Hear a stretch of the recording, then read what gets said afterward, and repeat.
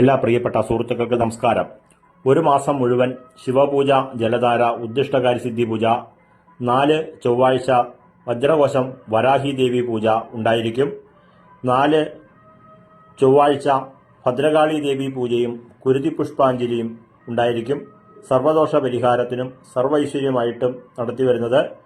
4 വ്യാഴാഴ്ച മഹാവിഷ്ണു പൂജ, തുളസിമാല, നെയ്യൊഴിച്ച് വിളക്ക്, പാൽപ്പായസ നിവേദ്യം എന്നിവ രാവിലെ 9:30 ഉണ്ടായിരിക്കും. 4 വെള്ളിയാഴ്ച കടബാധ്യതകൾ വിട്ടൊഴിഞ്ഞു മാറുന്നതിനും സർവൈശ്വര്യം ഉണ്ടാകുന്നതിനും വേണ്ടിയിട്ട് താമരപൊട്ട് വെണ്ണ പുരട്ടിക്കൊണ്ട് നടത്തുന്ന ശ്രീസൂക്തം ഗണപതി ഹോമം ഉണ്ടായിരിക്കും. 4 ശനിയാഴ്ച ഹനുമാൻ സ്വാമി പൂജ, വെറ്റിലമാല സമർപ്പണം, കുങ്കുമ അർച്ചന, വെണ്ണ നിവേദ്യം എന്നിവ ഉണ്ടായിരിക്കും. പെട്ടെന്നുള്ള കാര്യസാധ്യത്തിനും സർവൈശ്വര്യത്തിനും വേണ്ടിയിട്ടുള്ള പൂജയാണ്. 4 ശനിയാഴ്ച നീലാഞ്ജനം വിളക്ക്, ശനീശ്വര പൂജ എന്നിവ ഉണ്ടായിരിക്കും.